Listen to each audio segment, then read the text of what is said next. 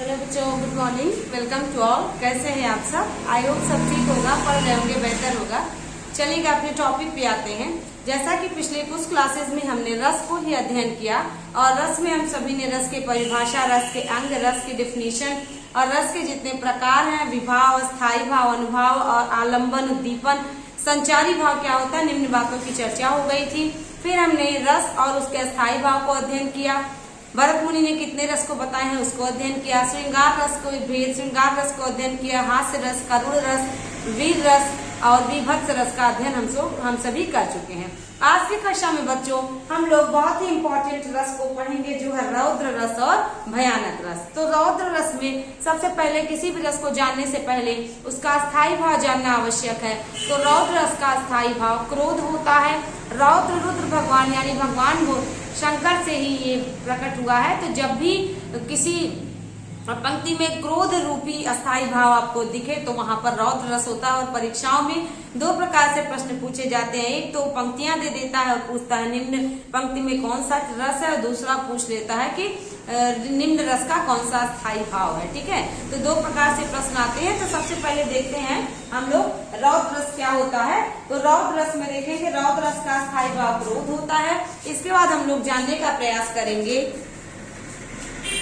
रौद्र रस का स्थायी भाव क्रोध होता है। तो यहाँ पर देखिए डिफिनेशन में, यहाँ पर जब भी पंक्तियां पढ़ेंगे तो क्रोध होगा। आप क्रोध में कई प्रकार से पंक्तियों को आप लोग को देखने को मिल सकता है। जैसे यहाँ पर देखिए लिखा है, ये एक किताबी परिभाषा है। जब किसी व्यक्ति के द्वारा क्रोध में किए गए अपमान के जिस भाव की परिपक्वता होती है वहां पर रौद्र रस होता है। अब आप देख पाते होंगे रौद्र रस में आपने देखा है, रौद्र रस में परशुराम की कुछ पंक्तियां मिलती हैं कि परशुराम ने क्रोध में आकर के क्षत्रियों का नाश कर दिया था। या जब राम जी ने धनुष को तोड़ा था तो उसमें उन्होंने क्रोध में कुछ पंक्तियां बोली थी। या जब आप देखते हैं अभिमन्यु का वध होता है, धोखे से अभिमन्यु को मार दिया जाता है, तो अर्जुन ने क्या किया था, अर्जुन ने क्रोध में धनुष को उठा लिया था। और आप देखते होंगे कि जब आपने देखा है कि जब राम लक्ष्मण जाते हैं और समुद्र से प्रार्थना करते हैं कि कृपया हमें रास्ता दे दें, समुद्र रास्ता नहीं देते हैं, तो वहां पर लक्ष्मण का रौद्र रूप दिखाया गया है। तो इस प्रकार की पंक्तियों में रौद्र रस का आभास होता है। ठीक है, तो चलिए जानने का प्रयास करेंगे उदाहरण के माध्यम से। कह रहा है श्री कृष्ण वचन सुन अर्जुन क्षोभ में जलने लगे। क्षोभ मतलब क्या होता है, मन की ग्लानि, आत्मग्लानि, दुख। तो श्री कृष्ण जी के वचन को सुन करके अर्जुन क्षोभ में जलने लगे, मतलब दुखी हो गए बहुत ज्यादा, मन में उनके बहुत ज्यादा विकार उत्पन्न हो गया। इसके बाद देखिएगा सब शील अपना भूल कर कर्तुल युगल मलने लगे, मतलब हाथ दोनों मलने लगे। कर्तुल मतलब हाथ होता है। तो यहाँ पर देखिए कह रहे हैं कि सब शील अपना छोड़कर कर्तुल युगल मलने लगे, मतलब क्या कि हाथ अपना सब कुछ भूल करके हाथ अपना मलने लगे कि मैं क्या करूं। संसार देखे अब हमारे शत्रु रण में मृत पड़े। कह रहे हैं अब संसार देखेगा कि हमारे शत्रु रण में मृत पड़े हैं। इसके बाद करते हुए यह घोषणा वे हो गए उठकर खड़े। यहाँ पर किस बात की बात हो रही है, जब अर्जुन युद्ध में हार मानने को तैयार हो जाते हैं या कहते हैं मैं अपनों को नहीं मारूंगा, मैं अपनों का रक्त नहीं बहाऊंगा, यहाँ पर जो भी मेरे हाथों मारे जाएंगे वे मेरे अपने हैं। तो भगवान श्री कृष्ण उनको समझाते हैं कि यहाँ पर कोई अपना नहीं है, यहाँ पर धर्म और कर्म ही मुख्य बात होती है। यहाँ पर आपको सच्चाई और झूठ के बीच की लड़ाई के लिए लड़ना होगा। तो यहाँ पर श्री कृष्ण के समझाने पर अर्जुन एकदम युद्ध के लिए तैयार हो जाते हैं और वे अपने पत्नी के अपमान का और अपने द्वारा छीने गए दुर्योधन ने जो उनका धन छीन लिया था उसके लिए, माता कुंती के लिए, ये सभी बातों को ध्यान में रखते हुए वे युद्ध के लिए खड़े हो जाते। तो यहाँ पर देखिए रौद्र रस का इस पंक्तियों में आभास हो रहा है, क्योंकि पंक्तियां पढ़ने के बाद लग रहा है यहाँ की अर्जुन को क्रोध आ गया। तो एक बार फिर से देखने का प्रयास करेंगे। श्री कृष्ण वचन सुन अर्जुन क्षोभ में जलने लगे, सब शील अपना भूल कर कर्तुल युगल मलने लगे। संसार देखे अब हमारे शत्रु में मृत, शत्रु रण में मृत पड़े। रण मतलब होता है युद्ध। इसके बाद देखिए करते हुए यह घोषणा वे हो गए उठकर खड़े। यहाँ पर क्या कह रहा है कि वहां पर इन बातों की उद्घोषणा कर दी कि मैं अब लड़ूंगा। तो यहाँ पे क्या है, यहाँ पे क्रोध रूपी अस्थायी भाव रौद्र रस की चर्चा हो रही है। तो इसको जानेंगे। अन्य उदाहरण देखिएगा, कह रहा है रे नृप बालक काल बस बोला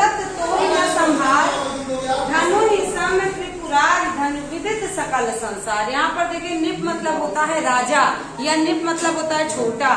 तो यहाँ पर कह रहे हैं रे निप बालक काल बस बोलत तो ही न समार। यहाँ पर परशुराम की पंक्तियां हैं, लक्ष्मण को डांट रहे हैं वो कि हे छोटे बालक तुम मूर्ख बस, अपनी मौत बस तुम ऐसा बोल रहे हो। क्योंकि अगर आपने सुना हो तो जब महाराजा जनक के दरबार में राम जी ने धनुष को तोड़ दिया तो परशुराम को इस बात का आभास हो जाता है कि उन्होंने धनुष को तोड़ा है, किसी ने धनुष को तोड़ा है। तो वो जब आते हैं तो लक्ष्मण से उनके संवाद की चर्चा होती है। तो लक्ष्मण उनको, वो लक्ष्मण को तीखे व्यंग कहते हैं। तो यहाँ पर वो लक्ष्मण को डांट रहे हैं या कह सकते हैं कि चेतावनी दे रहे हैं। रे नृप बालक काल बस बोलत तो ही न संहार, कि हे नृप बालक, हे छोटे बालक, हे राजा के बालक, तुम काल बस अपनी मौत की वजह से तुम ये बोल रहे हो और खुद को संभाल नहीं पा रहे हो। धनु ही सम त्रिपुरारी धनु, कि ये जो धनुष है ना ये हमारे त्रिपुरारी का है, यानी कि भगवान शंकर का है। विदित सकल संसार, और जो जिसमें सारा संसार समाहित होता है। तो यहाँ पर देखिए क्या है, पंक्तियों को देख करके यहाँ पर आपको मिला है अस्थाई भाव, आपको क्रोध मिला और रस आपको रौद्र मिला। तो यहाँ पर भी आप इस पंक्ति को भी देखने का प्रयास करेंगे तो इस पंक्ति में भी आपको यही चीज एहसास हो रहा है कि क्रोध अस्थाई भाव है और रौद्र रस है। ठीक है, तो ऐसे परीक्षाओं में भी पूछेगा तो बिल्कुल भी कंफ्यूज नहीं होंगे। आप एक बार दो बार पंक्तियों को पढ़ेंगे तो आपको पता चल जाएगा कि पंक्तियों में रौद्र रस का ही बात कहा जा रहा है। और भी बार देखने का प्रयास करेंगे। कह रहा है उस काल मारे क्रोध के तन कांपने उनका लगा। यहाँ पर किसकी बात हो रही है? यहाँ पर फिर से अर्जुन की बात हो रही है। जब उनको यह पता चला कि मेरे पुत्र अभिमन्यु का निशस्त्र वार कर दिया गया है, निहत्थे में वार कर दिया गया है, चक्रव्यूह रच के उन्हें धोखे से मारा गया है, तब इस बात को सुनकर के और अभिमन्यु चूंकि छोटे बालक थे तो यहाँ पर जो है अर्जुन अपने क्रोध को संभाल नहीं पाए हैं। तो कवि ने उनके क्रोध की बात को यहाँ पर इस प्रकार से कहने का तात्पर्य है। कह रहा कि उस काल मारी क्रोध के तन कांपने उनका लगा, कि उस समय जब उनको पता चला कि अभिमन्यु की मौत हो गई है, अभिमन्यु को मार दिया गया है, तो वहां पर आपने देख पाए होंगे कि उनका तन कांपने लगा। तो अब कैसे कांपने लगा?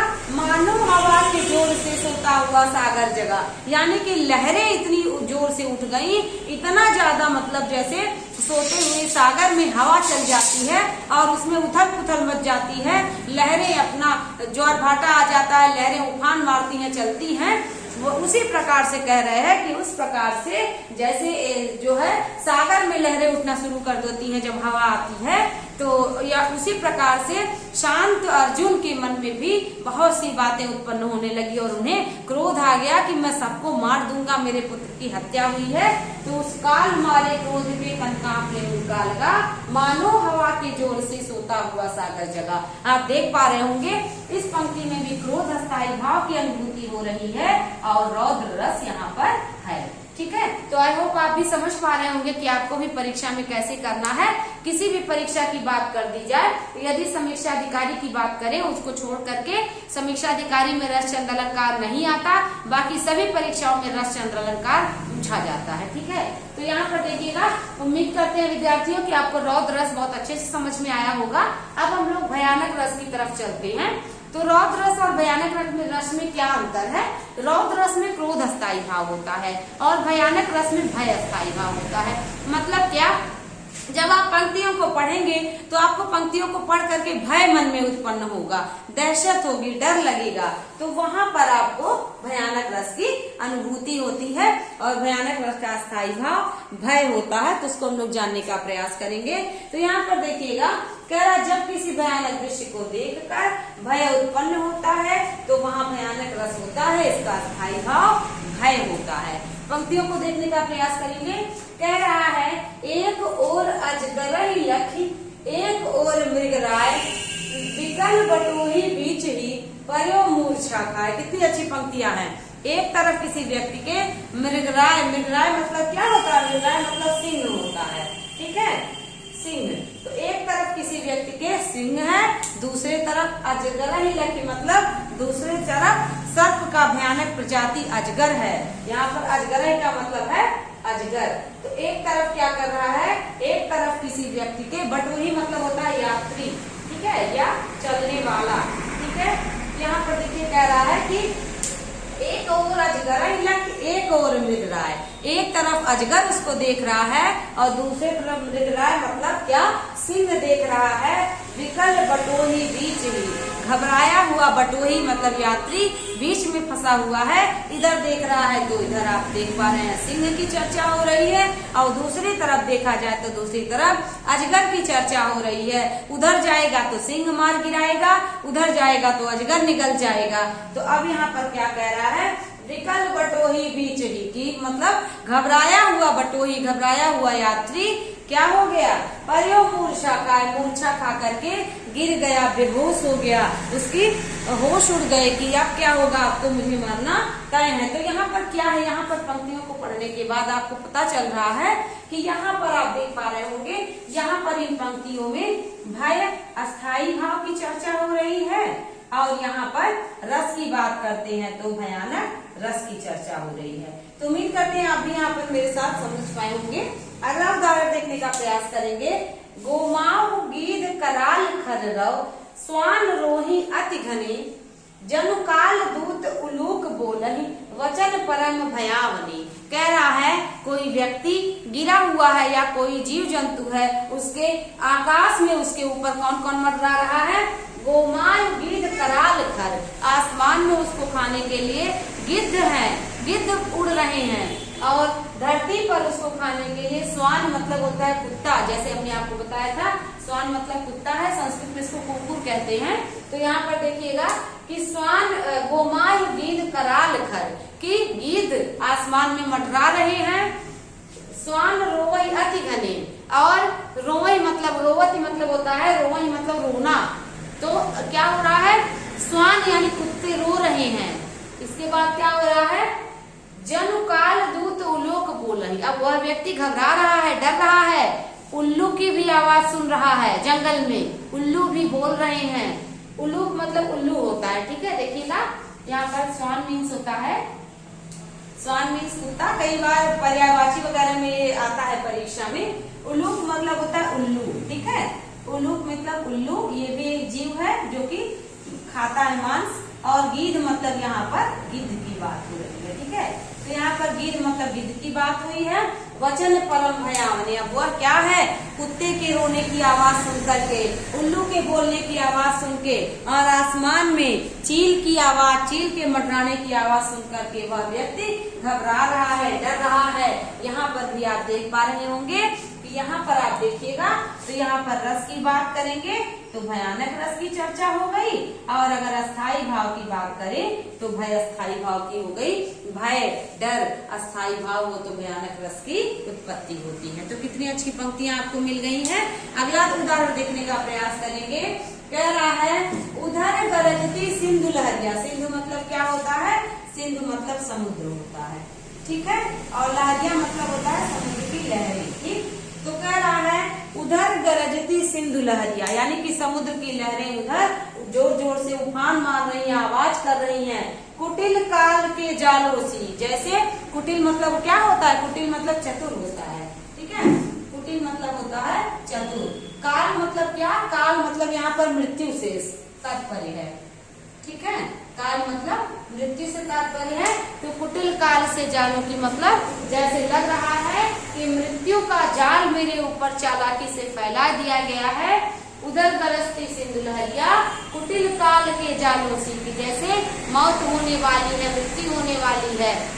और क्या है, चली आ रही फेन उगलती फन फैलाए ब्यालों सी, और मेरे ऊपर मेरे तरफ चली आ रही है गरजते, उधर उधर उथल पुथल मचाते, फन फैलाए ब्यालों सी। जैसे क्या है कि फन मतलब क्या, फन मतलब होता है कि व्याल मतलब होता है सर्प, ठीक है ना, तो व्याल मतलब होता है सर्प, और फन मतलब आप जान रहे हैं सर्प के फन की बात हो रही है कि जैसे सर्प अपना फन फैलाए निगलने को तैयार रहता है किसी जीव को, किसी जंतु को, उसी प्रकार से यहाँ पर कवि कहने का प्रयास कर रहे हैं कि उसी प्रकार से मुझे लग रहा है कि उधर गरजती सिंधु लहरिया कुटिल काल के जालों सी, मतलब जैसे कुटिल काल के जाल से सिंधु लहरिया, मतलब सिंधु यानी समुद्र में लहरें उठ रही हैं, जैसे मौत आती है तो किसी को नहीं छोड़ती है, समाप्त कर ले जाती है, वैसे लहरें मुझे समाप्त कर देंगी। चली आ रही फन उगलती, फेन उगलती और फन फैलाए ब्यालों सी, जैसे सर्प फन फैलाए आता है तो किसी को भी नहीं छोड़ता, निगल जाता है अपने से छोटे जीव को। तो यहाँ पर कवि कहने का प्रयास कर रहे हैं फन फैलाए ब्यालों सी, यानी कि यहाँ पर भी क्या हो रहा है, यहाँ पर पंक्तियों को पढ़ करके आपके मन में भय अस्थायी भाव आ रहा है और यहाँ पर भयानक रस की अनुभूति हो रही है, ठीक है ना। तो यहाँ पर देखिएगा आपने स्पष्ट रूप से जान लिया रौद्र रस और भयानक रस में अंतर, किस प्रकार से आपको रौद्र रस और भयानक रस के उदाहरण को समझना है। रौद्र रस में आपको क्रोध स्थायी भाव मिलेगा, भयानक रस में आपको भय स्थायी भाव मिलेगा। तो जब भय स्थायी भाव हो तो भयानक रस, क्रोध स्थायी भाव हो तो रौद्र रस। ऐसे आपने पिछले क्लास में पढ़ा था, अगर हास्य स्थायी भाव हो तो हास्य रस और शोक स्थायी भाव हो तो करुण रस, और जब घृणा या जुगुप्सा स्थायी भाव हो तो विभत्स रस। और आपने देखा था कि रति यानी कि प्रेम स्थायी भाव हो तो आपको मिलेगा श्रृंगार रस। श्रृंगार रस के दो भेद, संयोग श्रृंगार और वियोग श्रृंगार। तो अभी हम सभी को आगे क्या पढ़ना होगा, आगे हम लोगों को अभी अद्भुत रस पढ़ना बाकी है, शांत रस पढ़ना बाकी है, वात्सल्य रस पढ़ना बाकी है, भक्ति रस पढ़ना बाकी है। तो कुछ विद्वान नवरस की चर्चा करते हैं और कुछ विद्वान 11 रस की चर्चा करते हैं। तो अस्थाई भाव के परिप्रेक्ष्य में देखा जाए तो 9 रस की बात होती है, और यदि हम सभी इस प्रकार से टोटल रस की बात करें तो 11 रस की बात होती है, क्योंकि वात्सल्य रस और भक्ति रस बाद में जोड़ा गया है। वात्सल्य रस में माता और पुत्र के प्रेम की चर्चा होती है और भक्ति रस में भक्त और भगवान के प्रेम की चर्चा होती है। तो कई बार विद्वान इसको श्रृंगार रस का ही प्रकार मान लेते हैं। ऐसा क्यों? क्योंकि सब में देखिए प्रेम की बात हो रही है। भक्ति रस में भी भगवान और भक्त के प्रेम की बात हुई, और वात्सल्य रस में माता और पुत्र के प्रेम की बात हुई, और श्रृंगार रस में भी प्रेम की बात होती है। लेकिन श्रृंगार रस में प्रेमी प्रेमिका, नायक नायिका, पति पत्नी के प्रेम की बात होती है। लेकिन कुछ विद्वान कहते हैं प्रेम किसी भी प्रकार से हो, प्रेम तो प्रेम होता है माता का पुत्र से, भक्त का भगवान से, नायक का नायिका से। तो इसी वजह से कई विद्वान इसको श्रृंगार रस में ही रखते हैं। इस वजह से रस के 9 प्रकार हैं, यहाँ पर 11। और वैसे अगर उस प्रकार से अस्थायी भाव की बात करें तो वात्सल्य और भक्ति का भी अस्थायी भाव प्रेम या रति होता है। तो आई होप आपको बच्चों क्लासेस अच्छी लगी होगी, आपने समझा होगा रौद्र रस और भयानक रस क्या है। और फिर भी मतलब पिछले क्लासेस को पढ़िए, क्रोनोलॉजिकली अध्ययन करिएगा, नोट्स बनाइएगा, इससे आपको एक बार में ही आपको सारे कॉन्सेप्ट क्लियर हो जाएंगे। तब परीक्षा में जब आपको प्रश्न मिलेगा तो आपको तनिक भी कंफ्यूजन नहीं होगा। हाँ, क्लास पढ़ने के बाद फिर भी अगर आपके मन में कोई प्रश्न उठता है, कोई दिक्कत आती है, तो आप कमेंट बॉक्स में रिप्लाई कर सकते हैं। कमेंट बॉक्स में आप अपने प्रश्न को, समस्या को लिख करके भेजें। जब भी आप अपनी समस्या भेजेंगे तब ना हमको पता चलेगा कि कहाँ से आपको दिक्कत आ रही है, तो हम उसको सॉल्व करने का प्रयास करेंगे। तो आई होप बच्चों आपको क्लास बड़ी अच्छी लग रही होगी। Thank you so much. अगली क्लास में हम सभी आगे की रस का अध्ययन करेंगे। Thank you for watching.